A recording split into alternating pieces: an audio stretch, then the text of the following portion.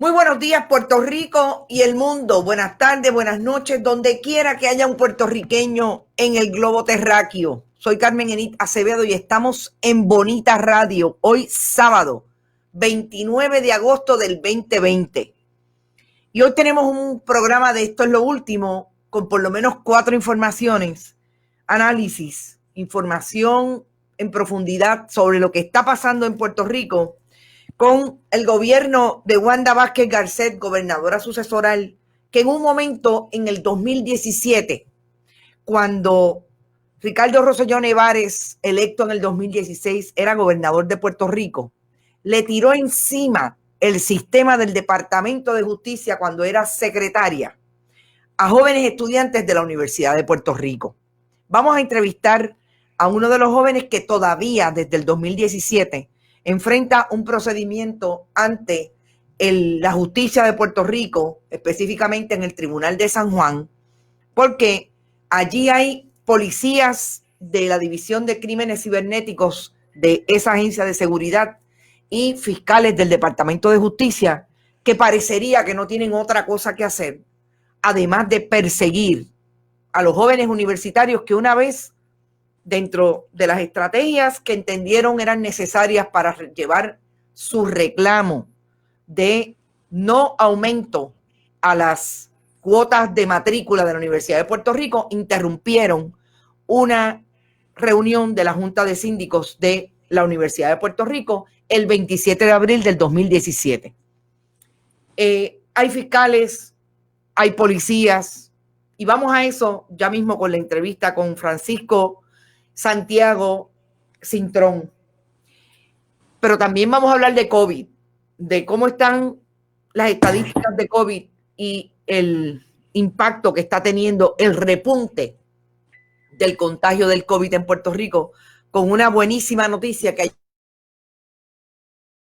una de todos los esfuerzos que hay científicos con relación a la posible vacuna, está liderando el proceso en una farmacéutica en particular.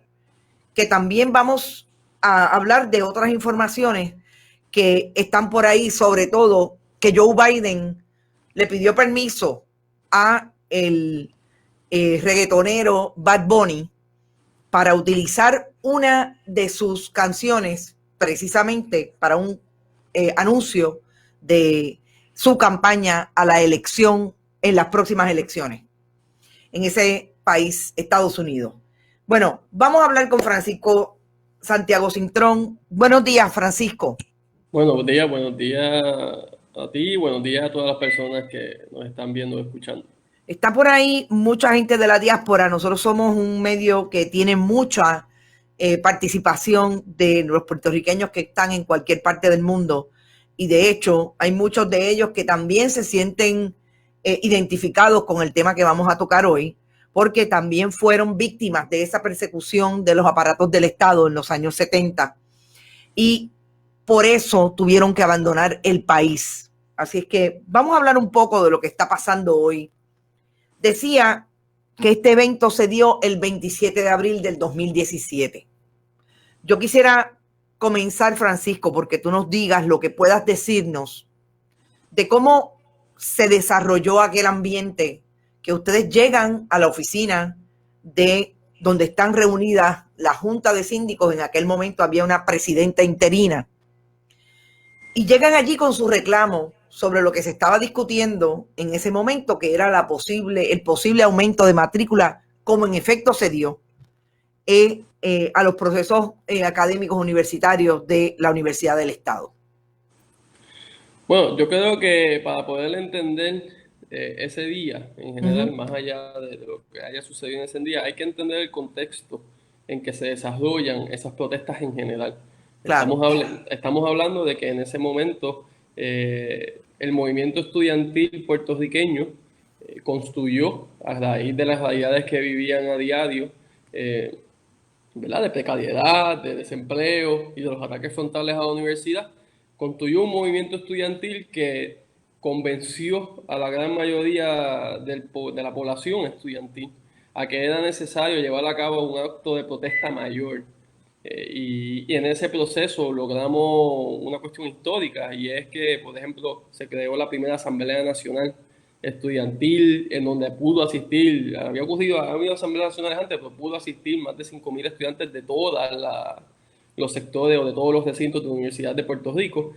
Y en ese proceso logramos ser también el primer sector civil en reunirse de frente con la Junta de Control Fiscal en un momento en donde tanto los sectores del Partido Progresista y Partido Popular Democrático como los sectores, ¿verdad?, más allegados a la Junta y los bonistas impulsaban a la Junta como el gran salvador de Puerto Rico, no como, ¿verdad?, la realidad colonial que vimos, sino como el que venía a resolver la corrupción, el que venía a resolver los problemas de deuda, lo cual no era así.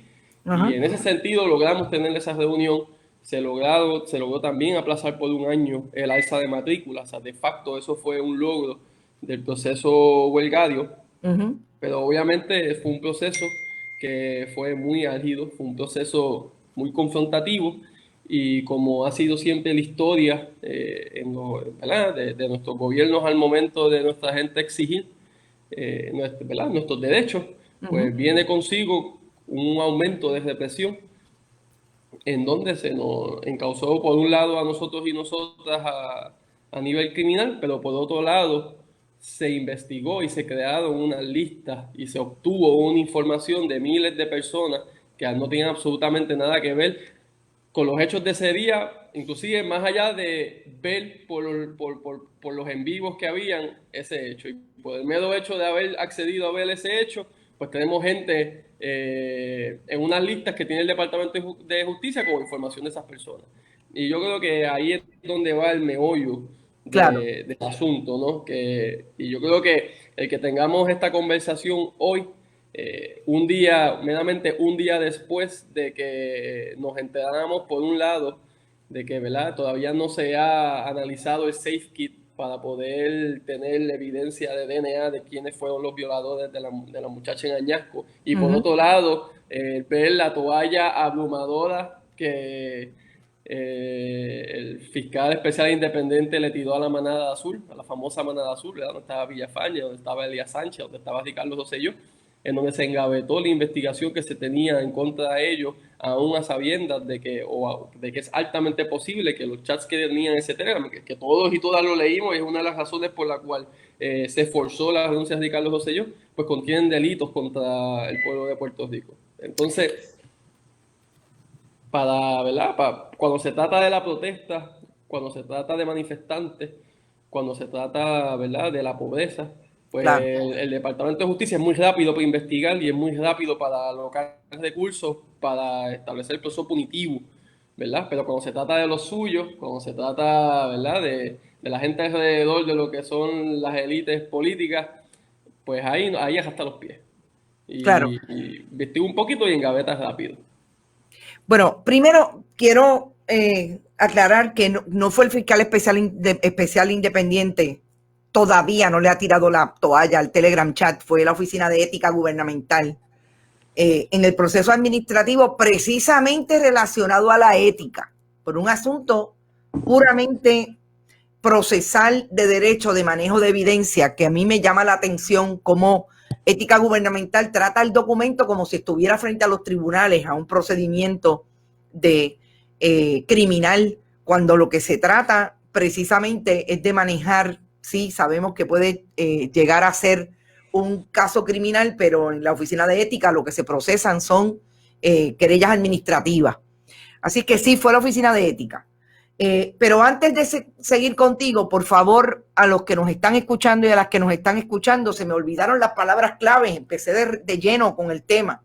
Compartan, compartan, compartan. Queremos que esta denuncia que hacemos hoy, que estamos conversando con una de las personas que ha sido víctima precisamente de lo que está haciendo carpeteo ideológico en el siglo XXI, porque se utilizan las nuevas herramientas de carpeteo, que son precisamente la utilización de los alegados crímenes cibernéticos para entonces utilizar información y manipular información, almacenar de por lo menos 5.500 personas. En este caso, no sabemos cuántas más están así. Así es que compartan, compartan, compartan. Importante que si les parece, además de hacer virales estos contenidos, vaya a bonitasradio.net. Allí usted puede donar en el área de PayPal y tarjetas de crédito, que puede hacerlo igualmente para Fundación Periodismo Siglo XXI en el área de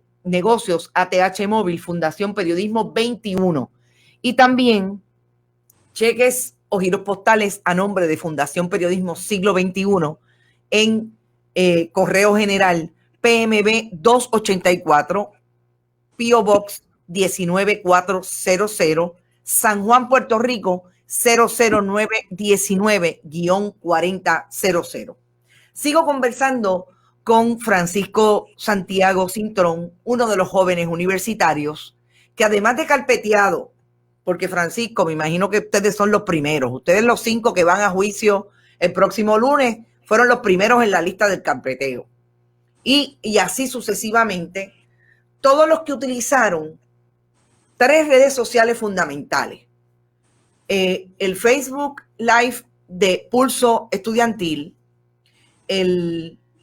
también el Facebook Live y el browser, como dirían en country, de Diálogo UPR. Hasta ese momento, el mecanismo de comunicación creado para los años 90 en la Universidad de Puerto Rico, precisamente como mecanismo de comunicación y periodismo universitario y estudiantil.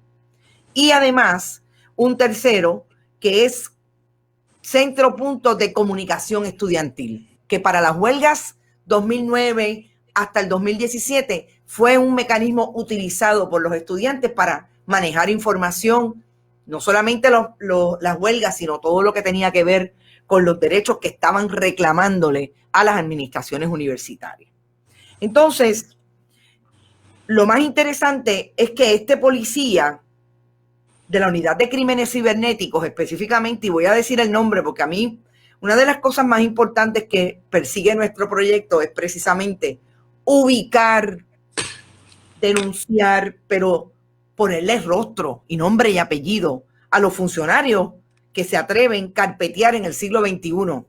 Después que Puerto Rico tuvo un proceso a partir de los años 40, que lo descubrimos temprano en los 80, que de hecho la persecución de esas personas de la diáspora que no están en Puerto Rico hoy, precisamente por este mismo esquema de persecución, distinto, porque aquel se daba persiguiéndolos en los trabajos, robándoles los carros, identificándolos y buscándoles y haciéndoles carpetas, etcétera. También llegó a los años 80.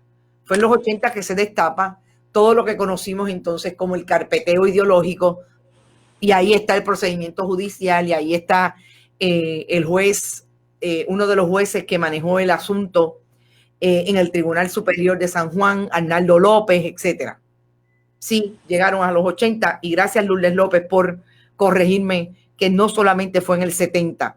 Entonces, Luis Lasalle Vargas, de la Unidad Investigativa de Crímenes Cibernéticos, 35868 la placa, porque como ellos son tan específicos pidiéndole a las redes sociales que le den no solamente los videos y los Facebook Live, porque lo más importante es que esta persona, este agente, va al tribunal a pedir una orden de allanamiento para que le dé supuestamente el acceso a esos videos. Pero mire, no se limitó a eso. Pidió no solamente todo el que haya interactuado, pidió la información del suscriptor, los nombres de usuario, pidió la dirección de facturación, registro de facturas y pagos, dirección de servicios, número de teléfono y cualquier otra información del suscriptor de las diferentes cuentas. Información almacenada electrónicamente, correos electrónicos, imágenes digitales, mensajes enviados, bandeja de entrada, cualquier otro archivo asociado con las cuentas de usuario, escritas en el inciso entre el 26 y el 28 de abril. El registro de todas las conexiones hechas, gente, you name it. Y por lo menos aquí hay 5.500 a 5.600 personas. Francisco, el procedimiento está activo.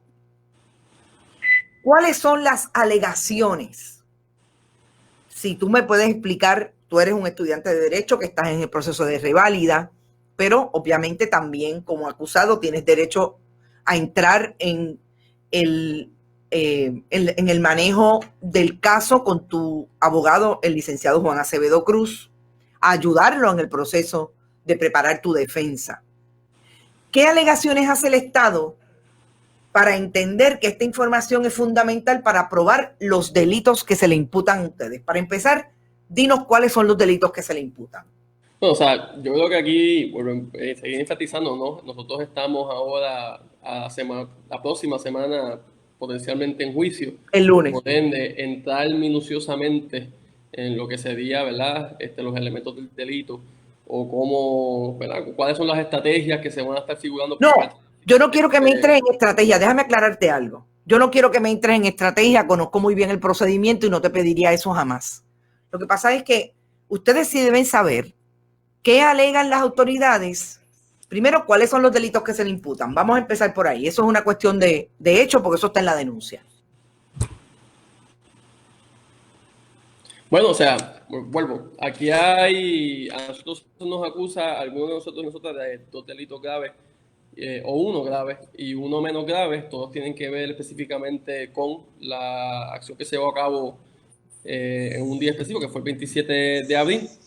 Ahora, en cuanto específicamente cómo, ¿verdad? La evidencia, cómo es que ellos justifican el servirse de la cuchara grande al momento de llevar a cabo el allanamiento. El allanamiento, cuando uno lo lee, para todos los efectos, es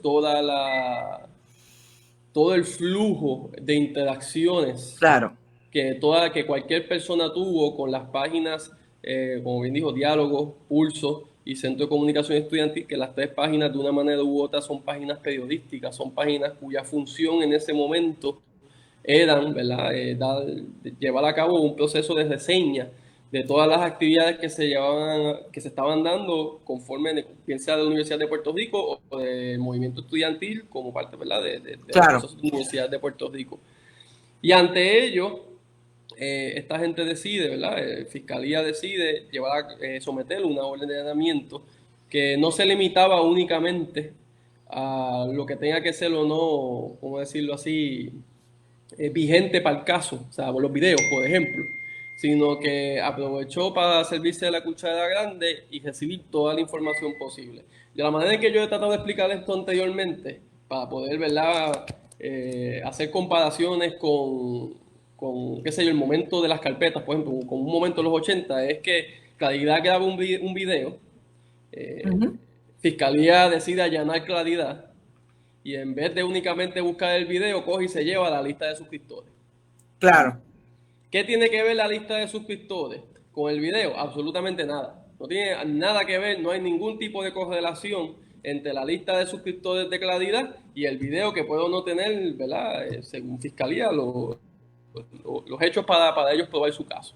Pero lo que sí tiene la lista de suscriptores en correlación con Claridad es que todo el mundo conoce muy claramente la línea editorial de Claridad, por ende es altamente probable que la línea de los suscriptores de Claridad tengan o no una línea similar, pero afín. Y claro, yo creo que de por medio, la esencia detrás de esta orden de allanamiento tan grande en donde aparecen listas de nombres, o sea, cualquier unidad de cómo son las listas, aparece pietaje de otras actividades que no tienen que ver con ese día, aparecen fotos de otras actividades que no tienen que ver con ese día, aparece toda la información personal y bancaria de las personas que manejan esas páginas. Las cuentas. Sí, las cuentas. Aparece las personas, o sea, el nombre de las personas, de todas las personas que interactuaron con esas cuentas, con el número de identificación de serie de Facebook. O sea, que cuando uno, por ejemplo, yo estaba precisamente para poder prepararnos para este tipo para poder llevar a cabo el proceso de denuncia, el famoso caso de Noriega, que es el caso que al final, claro, operaciona el proceso de entrega de las carpetas, las famosas carpetas. que se le llaman carpetas porque físicamente eran unas carpetas. Eran carpetas y contenían la información que se supone que ubicaba uno en ese espacio del comunismo y la protesta. Exacto. A la que todo el mundo se supone que tenga derecho constitucional, pero que el Estado se lo quiere negar. Pues Noriega dice muy claramente que es ilegal, totalmente ilegal e inconstitucional que el gobierno haga ficheros o haga listas de personas a raíz de su inclinación ideológica. Eso está ahí. Claro. Cuando esas listas poco tienen que ver, ¿verdad?, con el proceso de probar un delito ya cometido. O sea, si la razón de ser es que tú estás haciendo una correlación de las listas con la posibilidad de que en algún momento alguien cometa un delito, pero tú no tienes una evidencia real de que eso sucedió así, pues eso es carpeteo, eso es ilegal y eso está claramente, hay una decisión del Tribunal Supremo sobre eso y hay una historia en nuestro país sobre eso también, que tú muy bien hablaste al respecto. Y por lo menos para nosotros y nosotras, esto es carpeteo siglo XXI. O sea, la razón de ser de esas listas que tienen información que no tiene nada que ver con nuestro caso, y lo dice también la moción que está ahí, la defensa que sometió ayer, sí, es que el agente Lasalle, cuando testifica, dice claramente que él obtuvo toda esa información y trascendió la misma información del caso porque estaban en búsqueda de otros delitos. O sea que de por medio, indirectamente lo que hay es un entendido por parte del Departamento de Justicia, ¿verdad? Una premonición, ¿verdad? Porque parece que sería una premonición de ellos. Sí, es de que por el mero hecho de participar y de estar pendiente de esas páginas, ya tú eres potencialmente una persona que comete delitos, por ende potencialmente eres una persona objeto de investigación constante por el Departamento de Justicia, sin que tan siquiera tú lo sepas. Eso es la definición de carpeteo como la conocemos y como la hemos conocido y vivido en nuestro país en el pasado. Claro, una práctica. Yo creo que ahí está el meollo del asunto. Claro, una práctica inconstitucional a todas luces. Francisco, ustedes van a ver ese juicio, me imagino que por Tribunal de Derecho, porque ahora mismo no hay presencial, o van a ser presencial y va a ser por jurado. Actualmente todos los procesos, no solamente de juicio, todos los procesos que hemos tenido aún después del comienzo de la llegada de la pandemia en Puerto Rico, por lo menos para los acusados han sido y los abogados han sido presencial, y de llevarse a cabo el juicio también sería presencial. ¿Y no sabes todavía si va a ser por Tribunal de Derecho o no han llegado a eso, si va a ser por jurado? Sí, ya hemos decidido que eso va a ser por jurado. Va a ser por jurado. Muy bien. Y esto es el próximo lunes y son 5 los acusados. ¿Quién es el juez del caso o la jueza?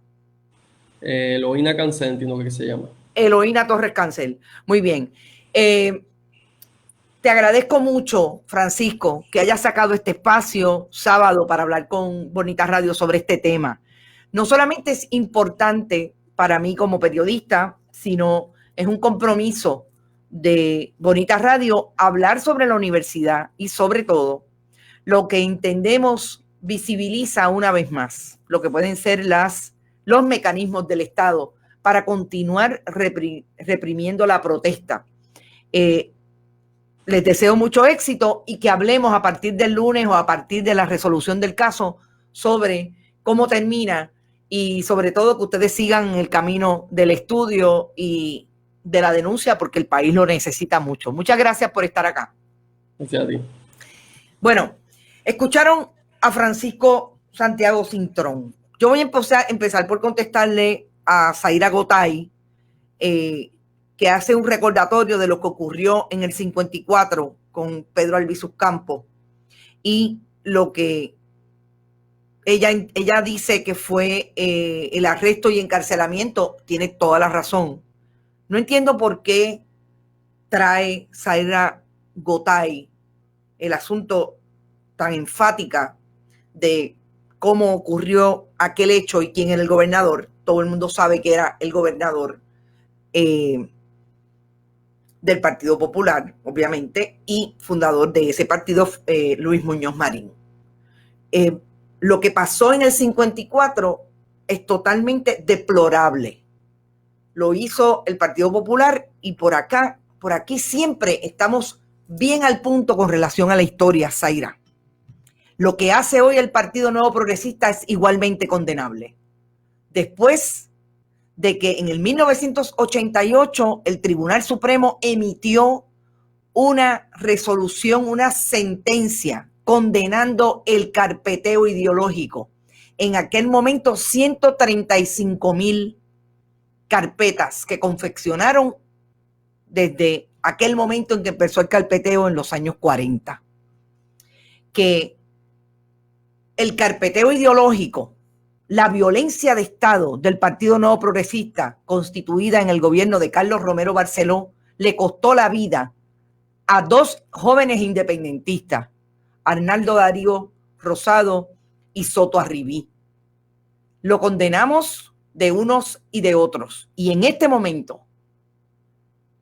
a quien le toca asumir la responsabilidad de que el Departamento de Justicia, a pesar de que tiene una sentencia del Tribunal Supremo del 1988, después de que el juez Arnaldo López Rodríguez del Tribunal Superior de San Juan emitiera una sentencia en contra del Estado advirtiendo que eso era carpeteo ideológico, le toca a Ricardo Rosselló Nevares y a Wanda Vázquez Garcet, hoy gobernadora sucesoral, entonces en el 2017, gobernadora del Partido Nuevo Progresista, secretaria de Justicia del Partido de Gobierno Nuevo Progresista. Así es que esa es la historia, lo vamos a seguir diciendo cuantas veces sea necesario. El Departamento de Justicia no atiende hoy el discrimen, la violencia de Estado contra las mujeres. Como bien lo dijo Francisco, no hay espacio para ir contra la manada de Añasco, 5 hombres que violaron a una mujer después de citarla para encontrarse en un lugar en Añasco. Pero hay tiempo, hay capacidad, hay dinero para gastar e invertir en perseguir a los jóvenes estudiantes que en efecto llegaron después de muchas manifestaciones a interrumpir una reunión de la Junta de Gobierno de la Universidad de Puerto Rico. Allí estaba la presidenta interina entonces, Nibia Fernández. Allí estaban los miembros de la Junta. Y hubo muchos miembros de la Junta, incluidos los representantes estudiantiles, que estuvieron bien claros en que los jóvenes estaban ejerciendo su derecho a la protesta. Vamos a ver qué decide un jurado de puertorriqueños y puertorriqueñas, ciudadanos que viven en este país, sobre lo que hicieron los jóvenes. Hay un procedimiento pendiente, ahí están los cargos, motín y escalamiento. Una juez ya vio esa vista en regla 6 y decidió que no había causa, fueron en alzada y consiguieron una causa. Vamos a ver lo que dice, pero esa es la realidad. Las carpetas que no se han reclamado están en el Archivo Nacional de aquellos que no las pudimos reclamar por estar fuera del país. Lourdes, gracias por tu comentario, corregido o por lo menos añadido los años 80, que tienen mucha razón. También hubo mucha persecución. Rojos y azules han participado de esa historia bochornosa y antidemocrática. Totalmente de acuerdo contigo. Ahí está la mordaza. Así es que los que se sienten afectados, porque yo hablé del Partido Nuevo Progresista, no se preocupen.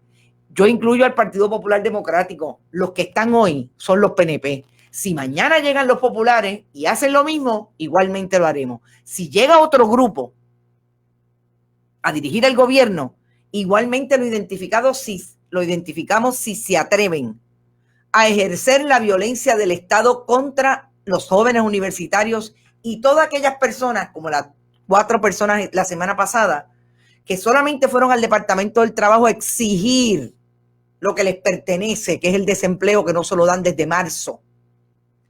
Y 5 policías fueron a arrestarlo y los llevaron ante un fiscal.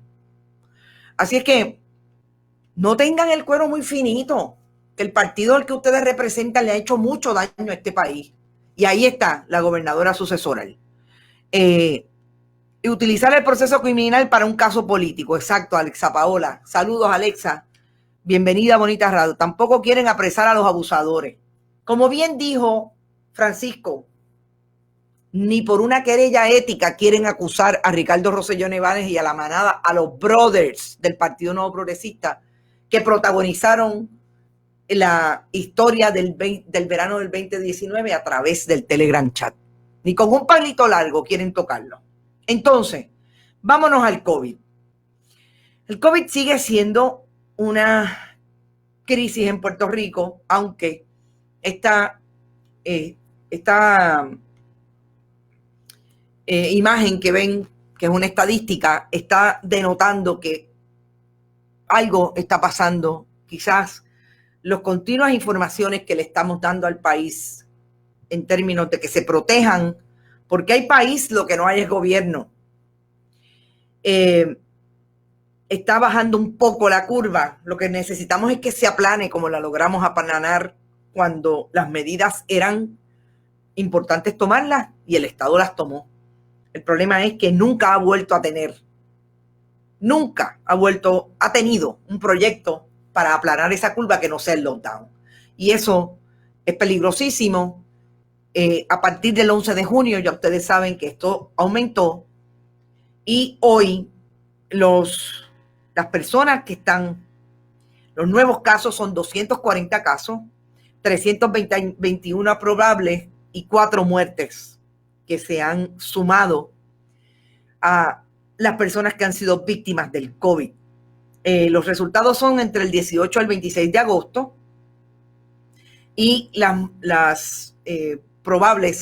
muertes probables son del 14 al 26, así como los casos positivos también. Cuando hablamos de las personas, el total de casos probables se restaron 37 porque salieron negativos y tuvieron una prueba molecular positiva y se sumaron 18 casos que no se habían informado. Así que es como una de cal y otra de arena. Las muertes, un hombre de 59 años en la región metro, una mujer de 70 años también en la región metro y una mujer de 85 en la región de Bayamón. El probable, un hombre de 85 en Arecibo. Pacientes hospitalizados descendió a 365, son 44 pacientes menos y 365, de los cuales 65 están recluidos en una unidad intensivo y 44 están conectados a un respirador artificial. Saben que siempre tenemos que dar cuáles son las personas y el balance de las personas hospitalizadas, porque es una de las informaciones más importantes para poder establecer que no se vaya a una crisis el sistema de salud pública. Por ahí está Tennessee, Félix Hernández, saludos amigo, qué bueno que estás por ahí. Silvia Ruiz, conozco a alguien que tiene 2 personas en un hogar de Montelledra, las 2 señoras cogieron COVID y una falleció, así es.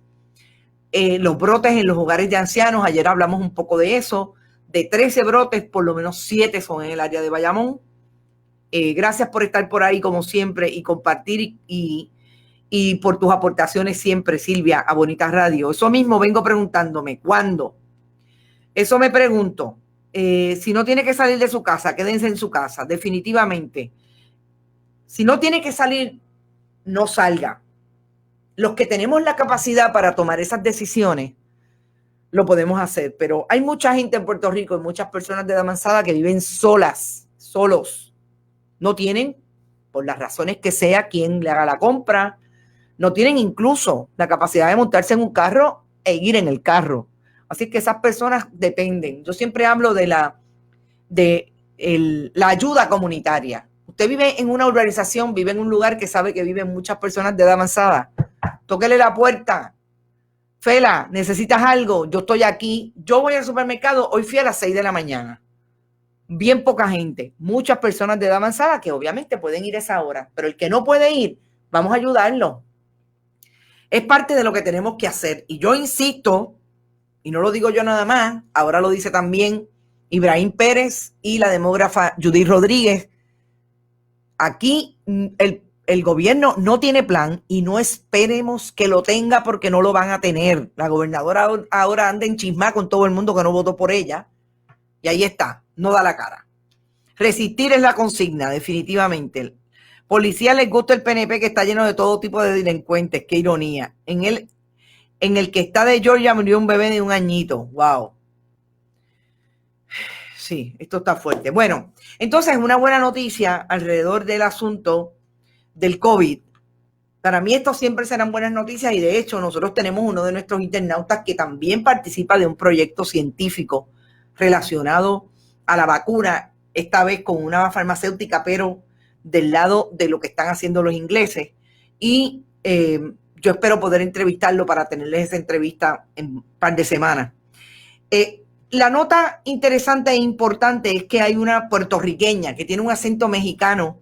Me imagino que es que lleva muchos años aparentemente está casada también con un mexicano, entre Puerto Rico y esa nación. Nanette Cosero está a cargo del esfuerzo de desarrollo de la vacuna del COVID en la farmacéutica Pfizer.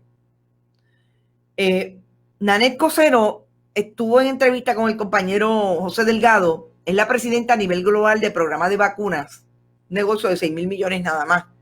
Y es interesante porque ella plantea que el acuerdo que tiene Pfizer con la FDA es que si en efecto, cuando logren la vacuna, que yo estoy segura que la van a lograr a finales de este año, van a poner a disposición de la Administración de Alimentos y Medicamentos de Estados Unidos, FDA por sus siglas en inglés, 100 millones de dosis a un costo de 1.900 millones de dólares, precisamente para poder repartir y que empiece esa vacuna que entiende ella será segura y efectiva a administrarse a partir de enero del 2021. Fíjense que todos los números que nos han dado relacionados, todas las fechas posibles relacionados al desarrollo, está Londres ya haciendo, Inglaterra, Oxford, la Universidad de Oxford con AstraZeneca, haciendo su trabajo relacionado a la vacuna y ya está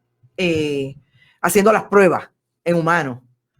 Va a ser precisamente, es para esa fecha, enero del 2021. Así es que nos faltan 3 meses y yo me imagino que esa vacunación masiva va a empezar en enero del 2021 y por ahí van a empezar a darse las posibilidades. ¿Qué más dijo Cosero? Nanette Cosero, que es una estudiante del extinto Colegio del Pilar en Cupey.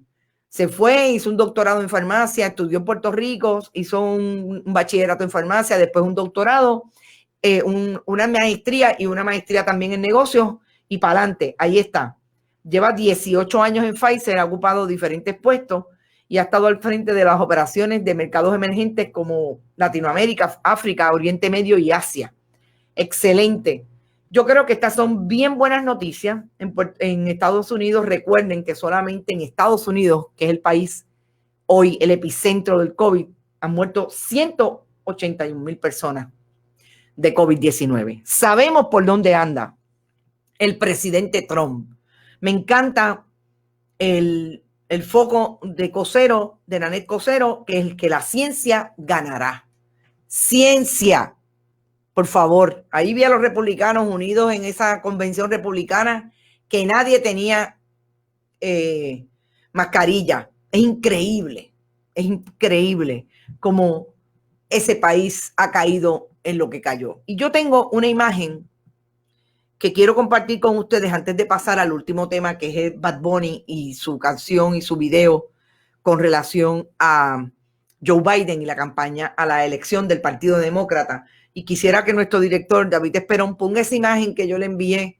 Es una imagen de policías y una persona a propósito del trumpismo. Yo espero esa misma.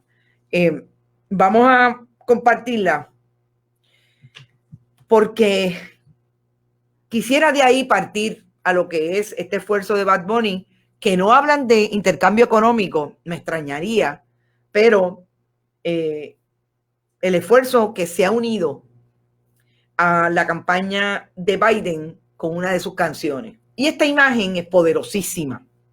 Ustedes saben que Jacob Blake es la última víctima de la brutalidad policíaca y el racismo en Estados Unidos. Fue tiroteado en 7 ocasiones por la espalda y hoy se debate entre la vida y la muerte, sobre todo inmóvil de la cintura hacia abajo después de ese ataque brutal. Y la imagen denota trae a este joven de 17 años que mató a 2 personas, el que tiene el rifle, en medio de las protestas del Black Lives Matter, un joven de 17 años que participa de un proyecto de milicia paramilitar en el estado de Wisconsin. Porque yo creo que es urgente que sigamos debatiendo este tema. Porque Puerto Rico no está ajeno a esto. Fíjense cómo hablamos al inicio de este programa de lo que está haciendo el Estado contra las personas que piensan diferente y que pueden apoyar a los grupos estudiantiles que asumieron una posición de protesta y llegaron a interrumpir una reunión de la Junta de Gobierno de la Universidad de Puerto Rico en la Administración Central. De eso a hacer esto, un paso es. Porque esta gente que buscan información de quienes pensamos diferente, piensan que nos tienen que detener. Y una de las maneras de detener desde la mente de ellos, de la derecha, desde la mente de personas que ven en el otro o la otra que piensa diferente a un comunista en medio del siglo XXI, que esas eran referencias, son referencias del siglo XX, de la Guerra Fría. Precisamente manejan el discurso y esa ideología de derecha hasta el punto que pueden llevar a matar a otro o a otra. Ahí están las 2 víctimas que perseguirán para el resto de sus días a Romero Barceló, Arnaldo Darío Rosado y Soto Arribí. Es urgente hablar de Jacob Blake porque en Kenosha vive boricuas de la diáspora que comparten vida y obra y trabajo con personas de raza negra y mexicanos y mexicanas. Lo dice mi amiga Marilia Gutiérrez y allí, de hecho, viven muchos de sus hijos, muchos de sus hermanos mexicanos y puertorriqueñas, incluido mi amigo Ariel. Así es que mi abrazo a la diáspora que está en Kenosha, mucha protección, pero sobre todo mucha solidaridad, porque las vidas de ustedes cuentan y seguirán contando. Entonces, si pasamos de ahí, dice Margarita, ese paramilitar ha sido inspirado por Trump y él también incitado que tomen acción contra el Black Lives Matter. Exactamente. Trump incita a esas mentes. Yo no me puedo imaginar qué hay en la mente de un joven de 17 años pensando que el negro o la negra es su enemigo y tiene que asesinarlo. No me puedo imaginar cómo es que se han criado estos jóvenes. Y yo creo que hay que insistir. Prohibido olvidar el capo di capo a Rafael Hernández Colón, dice Yona Muñiz. El bloque soviético se rompió hace más de 30 años, exacto, y todavía hay gente que habla de comunistas. Todavía. Ayer vi un mensaje de una persona en Facebook hablando de Nidia Velázquez y Alexandria Ocasio-Cortez como comunistas. Yo decía, Dios mío, pero ¿cómo la gente puede vivir en el siglo XX? Todavía en la Guerra Fría. Pues sí, todavía están ahí. Entonces, yo creo que esto que está ocurriendo, por otro lado, posiciona a un joven que expresa su... déjenme ver cómo... que la expresión musical es el reggaetón. Que la expresión musical es esos nuevos... esas nuevas maneras de producirse música, que es en el caso de Bad Bunny. Y yo quiero que veamos el video, lo escuchemos y vayamos al análisis, porque me parece interesantísimo que la campaña de Joe Biden haya escogido esa canción para lanzar un anuncio para que voten demócrata versus el voto republicano, que ellos utilizan, o sea, que están denunciando desde su campaña que lo que ha hecho es dividir la nación de Estados Unidos en términos raciales y provocar todos los casos. George Floyd, 25 de mayo, Jacob Blake hace 2 domingos. Vamos al video y venimos acá. Antes yo te quería, pero ya no. Tú me gustabas, pero ya no. Yo estaba pa' ti, pero ya no. Pero ya no. Pero ya no. Conmigo ya no tienes break. Ya no quiero de tu amor fake. Ya no estoy pa' ti. I'm Joe Biden, and I approve this message. Lo más que me llama la atención de ese video anuncio, primero que utiliza al presidente Trump lanzando los papeles toalla en contra de los puertorriqueños en medio del huracán María.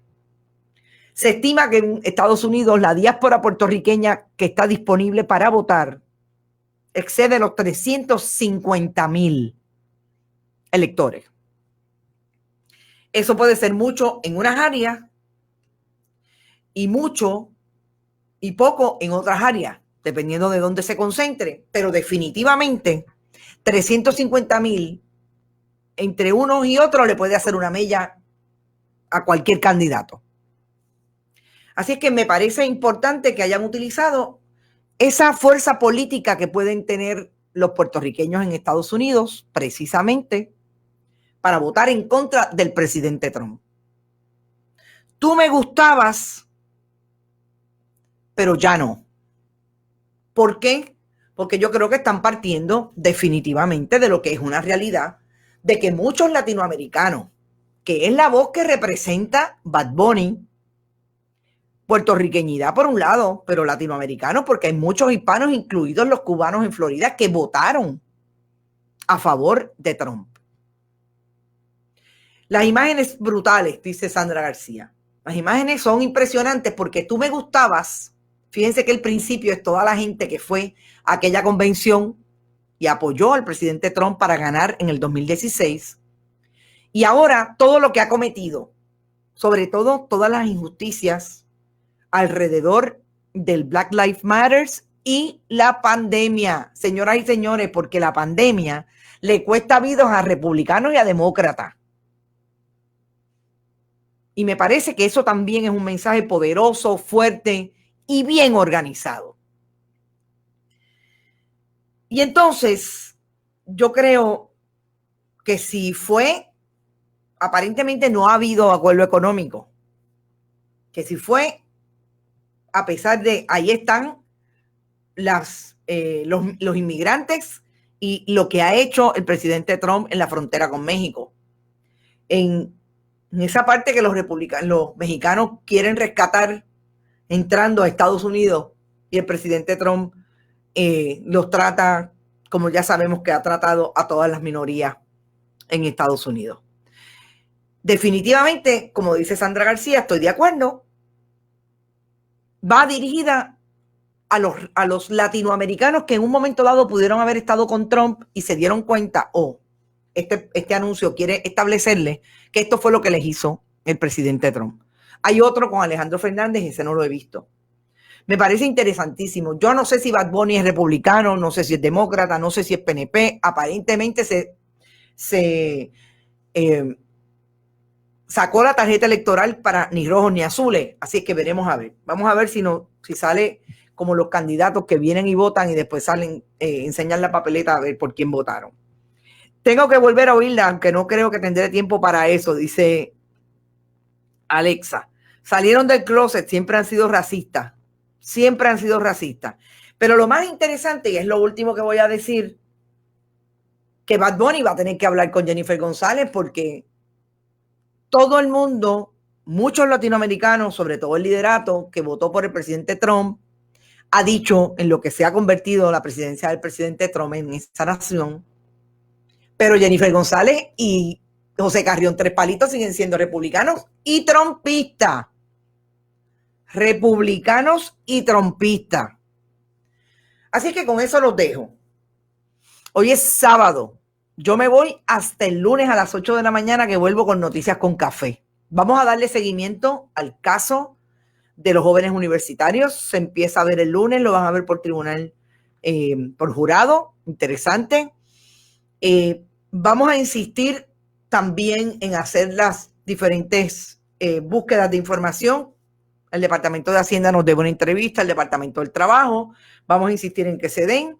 Así es que ayer colocamos la entrevista completa del director de la Oficina de Ética Gubernamental, que como saben, el jueves nos dio una entrevista que pudimos sacar en exclusiva el miércoles. La información que ubicaba a que no había caso contra el Telegram chat en términos éticos, ni tampoco en el caso de las escoltas de Elías Fernando Sánchez Sifonte, que se las dieron a pesar de que solamente era el director de campaña de Ricardo Rosselló Nevares.